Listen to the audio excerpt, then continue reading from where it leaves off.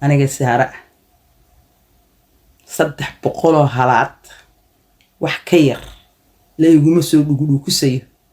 iyo 2,000 gool ah 2,000 gram oo dahab ah no dhugdhukis wareeyaa ismaqlaysaan Soomaali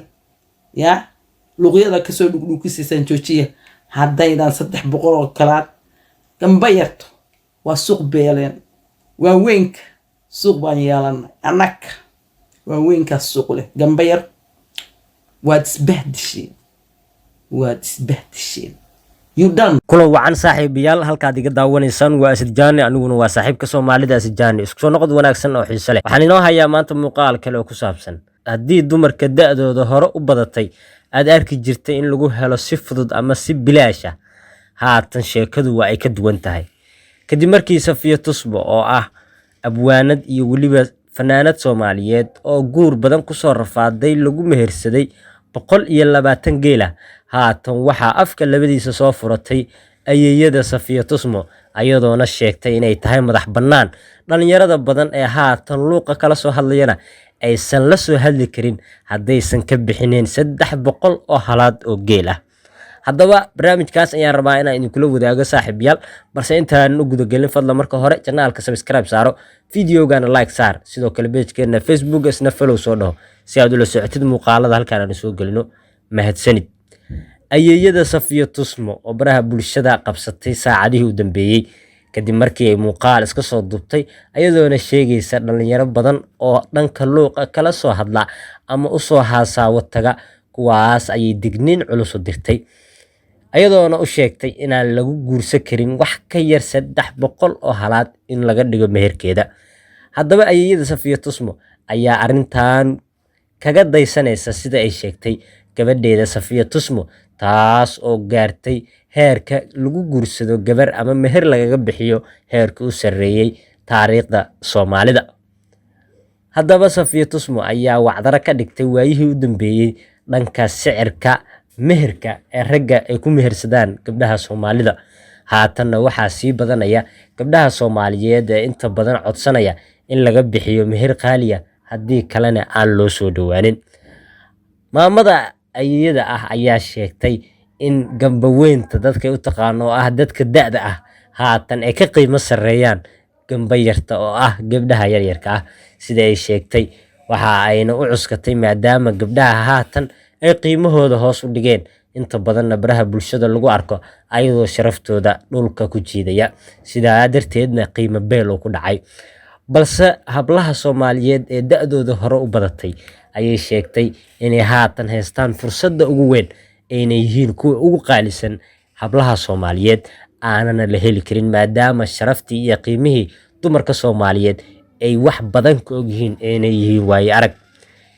haddaba arintan yaab kale daawade adigu maxay kula tahay hablaha da'dooda hore u martay miyay ka wanaagsan yihiin kana qiimo badan yihiin kuwa da'da yar ee haatan soo koraya fadlan ra'yigaaga qaybta hoose commentiga igula wadaag waa kana hayla daawada muuqaalka ayeeyo assalaamu calaykum tuktok Safiya Tusmo sharaf baad leedahay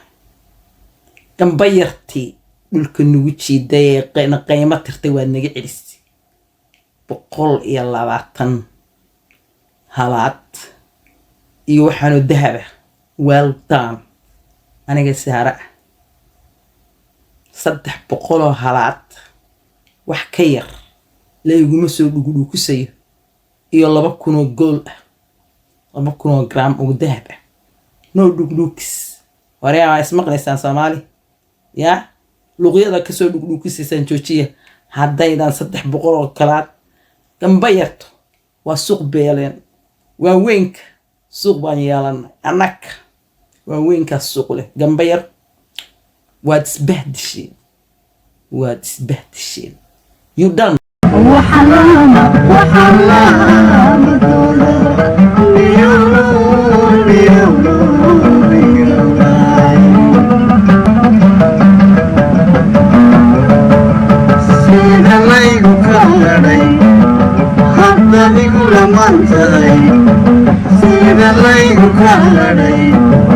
Hadda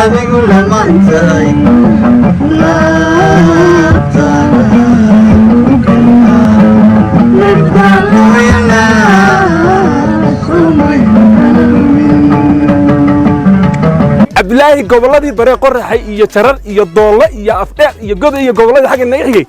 halkaasay u go'an dhammaantood halkaasay u go'an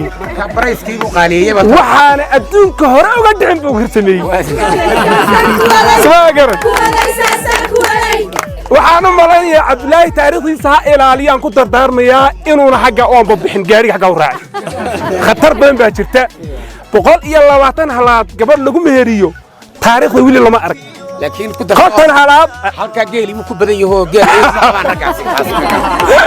marka waxaan leeyahay hambali aan leeyahay goboladiina fariintaasi soo farayaan aad ba socialka loo hadlaya wili ku yaro reef dheer ere yiri wili ilaa dama ilaawo war geeli berigi hor inta leeyahay naga baabaya tolo xayn geelu doonaa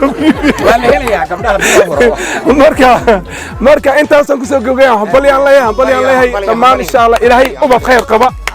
ilaahay ha isku kiin waaro ilaahay idin kala siiyo bismillaah raxmaan raxiim marka ugu horeysa waxaan soo dhawow leeyahay Safiya Tusma fanaanada geeska Afrika ugu sumcad fiican ugu cod fiican abwaanadna aad iyo aad baan kugu xiisa qabnay inaan kugu soo dhaweyno jigjiga bagad nabad ku timaday marka ugu horeysa inta ka sokow boqorka maanta habar wadaagay Cabdullaahi Yuusuf oo ah ganacsade walaalkaya isla markaana ka dhashay qoyska reer aare ee caamka ah isaguna waxaan leeyahay soo dhawow magaalada jigjiga ku soo dhawow dhawaan ayay ahayd markii Safiya Tusma lagu guursaday 120 halaad meherkeedana laga dhigay haatanna ay ku aqal gashay magaalada jigjiga ismaamulka Soomaalida Itoobiya Safiya Tusma ayaa ku jirta waqti qurux badan ayana farxad badan qaadanaysa taas ayaa keentay in hayooyinkii iyo waliba hablihii da'da ahaa ay ku daydaan aaminaana naftooda in lagu heli karo qiimo fara badan lagana bixi karo